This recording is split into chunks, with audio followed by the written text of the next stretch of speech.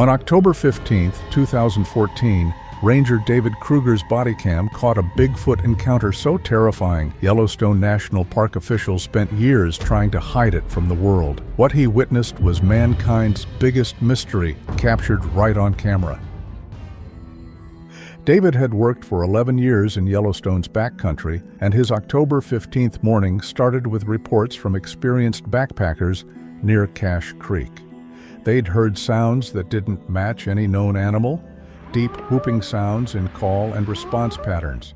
But these were not mating calls, nor territorial warnings. It sounded like an actual language. What Kruger didn't know yet was that his BodyCam would soon capture proof of exactly what those sounds meant. The Cache Creek was a common Bigfoot habitat, remote enough for privacy and close enough to major trail systems to monitor human activity. If you wanted to disappear for a while, this was the perfect place. At 2:15 p.m., Kruger headed toward the area on foot. The route took him through dense pine forests and natural bottlenecks, exactly the kind of terrain where something smart could stay hidden. If there were Bigfoots here, they'd be able to watch his every step and choose exactly where any encounter would happen. Kruger didn't realize he was walking into a funnel, and his BodyCam was recording every step. The BodyCam footage from the first mile shows subtle signs that something unusual was happening. Animal activity was way below normal levels for that season and time of the day. Birds were present, but seemed nervous, with flight patterns that suggested they were deliberately avoiding certain areas of the forest. The big question was why? Why were they avoiding those areas? At 3:47 p.m., Kruger found physical evidence that switched his investigation from checking out weird reports to documenting creatures that weren't supposed to exist. He found footprints, larger than a human.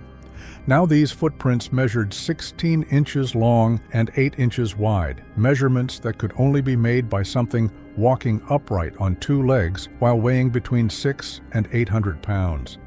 The footprints showed characteristics that were unmistakably consistent with authentic Bigfoot track evidence. 5 distinct toes with clear joint articulation, an opposable thumb arrangement that proved these creatures had hands capable of grasping and manipulating objects, and dermal ridge patterns that showed these definitely weren't fake carvings or misidentified bear prints. What made these tracks especially important was their freshness and the direction they indicated Bigfoot had been traveling. The prints were less than 12 hours old, made during the same time period when campers had reported coordinated vocalizations that suggested multiple Bigfoots were operating as a team in the immediate area. The tracks headed directly toward dense forest cover where intelligent creatures could watch human activity while staying completely hidden. Kruger spent 20 minutes carefully documenting every detail of the footprints, taking measurements and filming them from multiple angles. His BodyCam captured detailed footage that would later prove crucial when specialists analyzed it.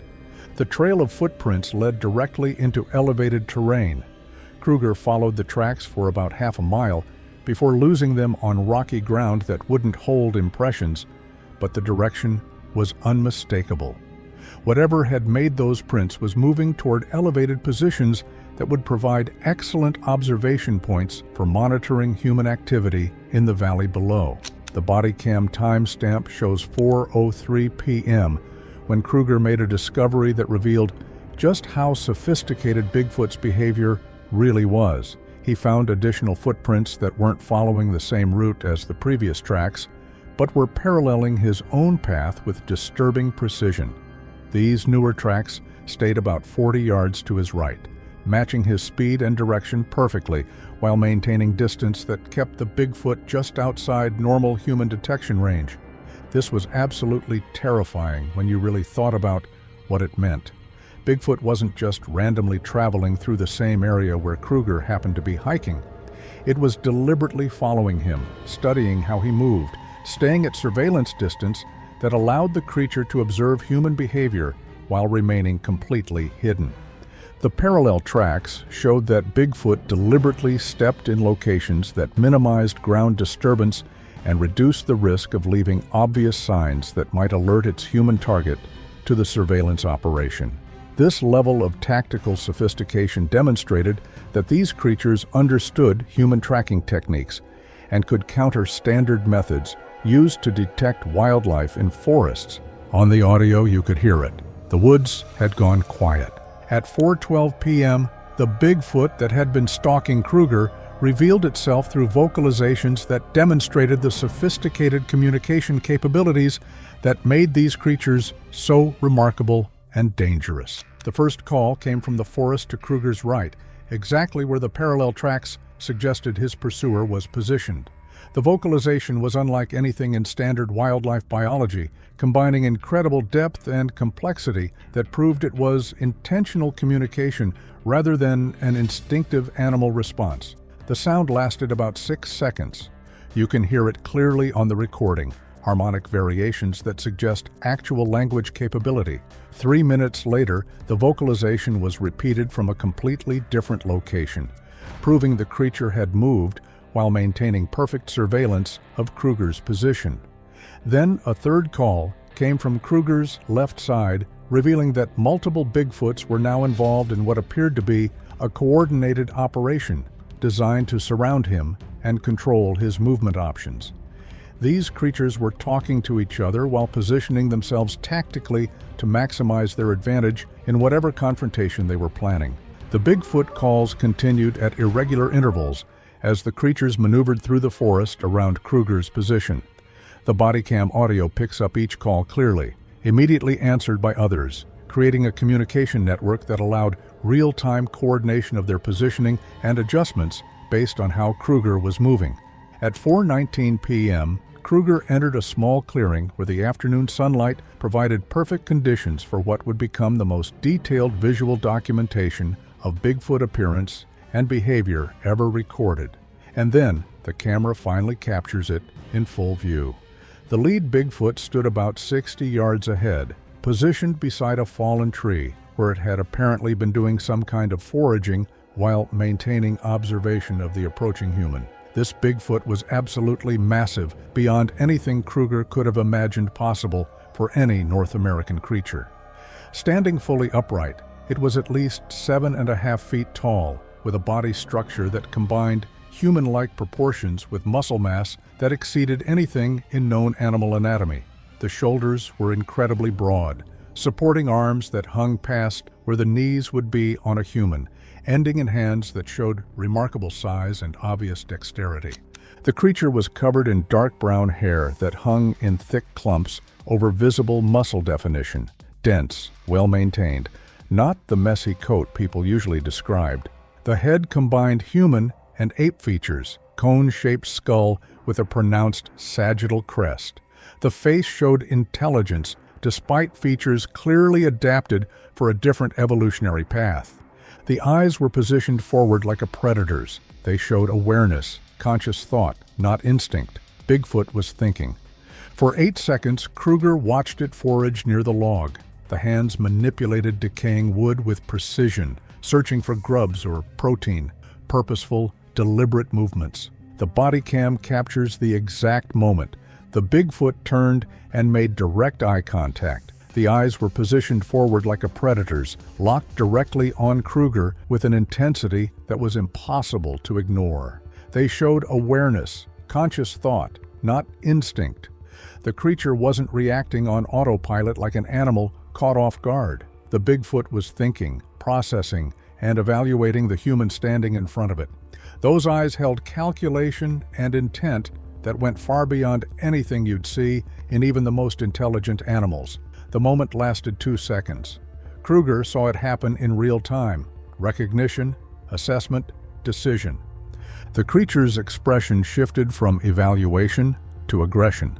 Lips pulled back, revealing teeth designed for meat, a clear threat display. The roar, captured on audio so clearly you can feel it, was unlike anything in documented wildlife. And the message was unmistakable: leave now or die. Kruger ran.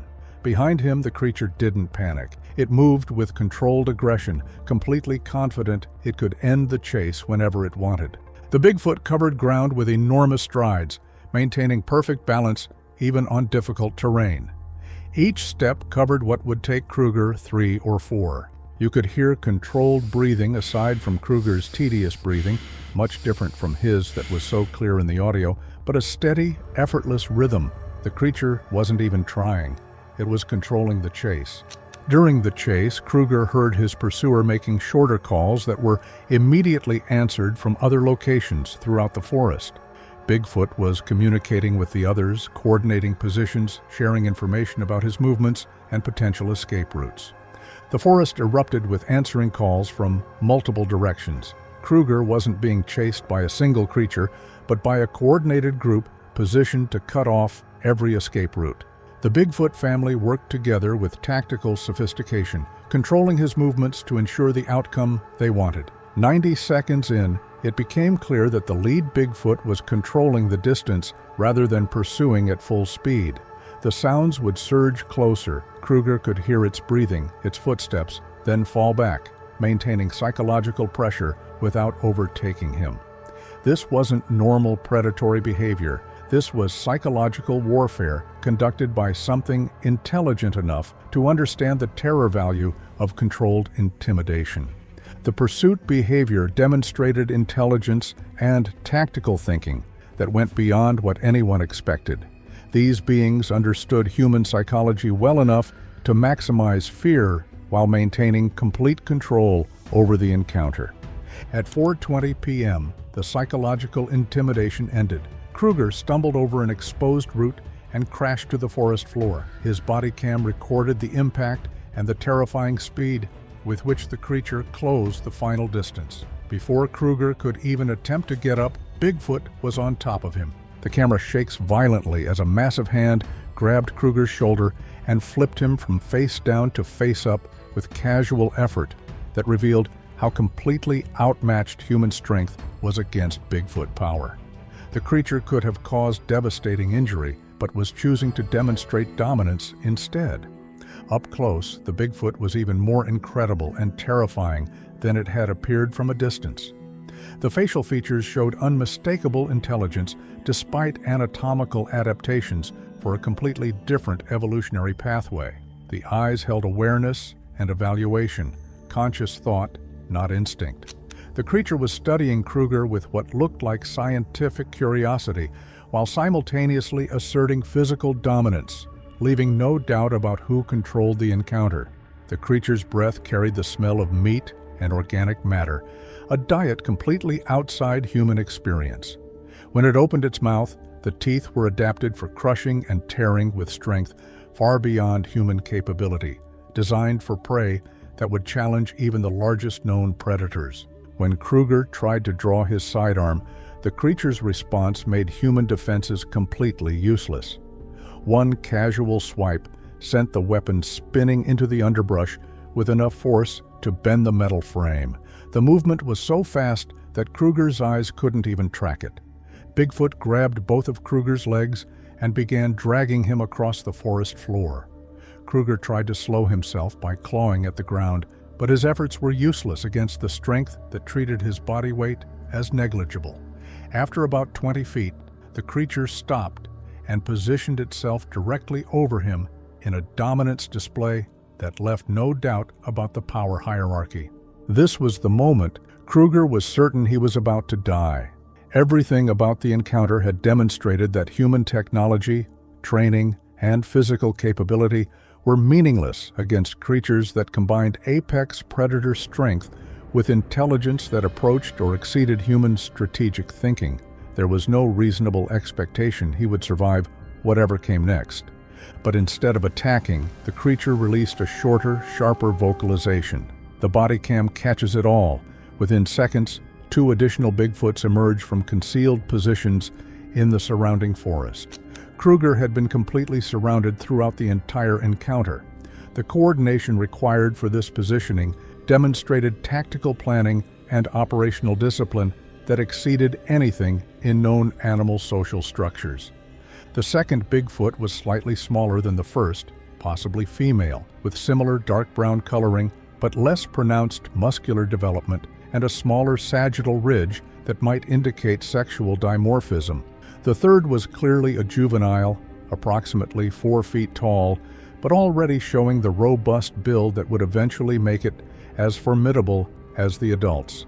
This was a family unit with protective motivations and social bonds that would influence how they managed human contact. The three creatures positioned themselves around Kruger in a triangular formation, demonstrating coordinated tactical thinking. Their positioning prevented escape in any direction, while allowing each creature to maintain visual contact with the others for continued communication. The formation was precisely calculated to maximize control while minimizing the possibility that Kruger could create unexpected complications. The communication between the three Bigfoots was remarkably complex. The vocalizations were subtle and controlled, suggesting language capability that allowed detailed coordination without creating noise that might attract other humans. The creatures were clearly discussing Kruger, his status, his equipment, their intentions for how this would end. All three showed intense interest in Kruger's technology and equipment. The footage shows the juvenile leaning in close, its face filling the frame as it examines the body cam itself with obvious curiosity. Carefully examining his uniform, radio, and body cam with obvious curiosity about human capabilities. The footage also shows the possible female studying his boots and clothing with attention that suggested she was documenting human appearance and equipment for future reference. Their behavior indicated they understood that human technology represented capabilities that could affect future encounters, and that gathering intelligence about it was strategically important for their own security and avoiding detection. Their curiosity was scientific rather than casual. These beings understood cause and effect and were actively learning about human capabilities that might impact their survival and territorial control. The examination continued for approximately 5 minutes as the creatures communicated in their vocal language about whatever conclusions they were drawing about human technology and Kruger's role as a ranger. Their discussion was clearly detailed and analytical, suggesting cognitive capabilities that allowed complex information processing and strategic decision-making about the long-term implications of human contact. The adult male made a final vocalization that seemed to conclude their analysis and communicate their decision. The message was unmistakable, conveyed through posture, vocal tone, and direct eye contact, transcending language and conveying a crystal-clear meaning about territorial ownership and human status within their territory. The message was simple and clear. This territory belongs to us. You exist here only because we allow it. Leave now and do not return, or the next encounter will end differently. The three Bigfoots turned and walked back into the forest, moving silently despite their massive size and the dense undergrowth. Their departure was as controlled and tactical as their approach, demonstrating stealth capabilities that would make them nearly impossible to track unless they chose to reveal themselves. Within seconds, they had vanished completely into terrain that offered limited concealment, proving their knowledge of the environment and movement skills were far superior to anything human tracking could match. Kruger remained motionless on the ground for a full minute after the creatures disappeared, too stunned to process the implications of surviving an encounter that should have ended with his death. Everything about the interaction had demonstrated that these creatures possessed intelligence, tactical capability, and physical dominance that made them the true controllers of wilderness territory humans believed they managed. The Bigfoot family's behavior revealed social structure, communication capabilities, and strategic thinking that challenged every assumption about what kinds of intelligent life existed in North America's wilderness. Their coordination, restraint, and territorial messaging indicated these creatures were far more than the primitive forest dwellers most people imagined. They were intelligent beings with sophisticated understanding of human behavior and the strategic implications of contact between species. Most remarkably, the creatures had chosen to demonstrate their dominance without killing, suggesting decision-making that included consideration of long-term consequences and strategic thinking about human-Bigfoot relationships beyond immediate territorial defense. Their message had been delivered with precision that ensured understanding while avoiding escalation that might attract unwanted attention from authorities or military response. The BodyCam footage of this entire encounter would provide unprecedented documentation of Bigfoot intelligence, behavior, and capabilities that challenged everything mainstream science believed about primate evolution and cognitive development. The 3 hours and 43 minutes of high-definition video and audio represented the most comprehensive evidence ever recorded of creatures whose existence had implications extending into questions of national security and human dominance over North American wilderness. The footage documented creatures that possessed tactical coordination, sophisticated communication, advanced problem-solving, and social structure, indicating intelligence approaching or potentially exceeding human cognitive capability in wilderness survival and territorial management. Most significantly, it provided evidence that these beings had been studying human behavior for extended periods, learning operational protocols, and developing strategic approaches to contact that allowed them to maintain complete control over when and how encounters occurred. What made this footage remarkable was how it revealed Bigfoot intelligence operating on multiple levels simultaneously. These creatures were conducting surveillance, coordinating family activities, assessing human technology, making tactical decisions about threats, and communicating complex information between individuals, all while managing a contact situation that required split-second adjustments. The family demonstrated understanding of human psychology that allowed them to maximize intimidation while controlling escalation, knowledge of forest ecosystems that gave them complete tactical advantage, and decision-making that weighed long-term strategic considerations against immediate territorial defense. These were not primitive creatures responding to instinct. These were intelligent beings making calculated decisions about how to manage their relationship with a species they recognized as technologically advanced but physically inferior. Ranger David Kruger's BodyCam footage proves that North America's wilderness areas are home to creatures whose intelligence and capabilities pose a fundamental challenge to human assumptions about which species actually control these environments and what kinds of encounters might be possible when humans venture into territory these beings consider their own. The implications extend beyond proving Bigfoots exist. It demonstrates that these creatures have successfully managed human contact for decades or centuries, revealing themselves only when it serves their objectives, while maintaining security that has kept their true capabilities hidden from scientific investigation.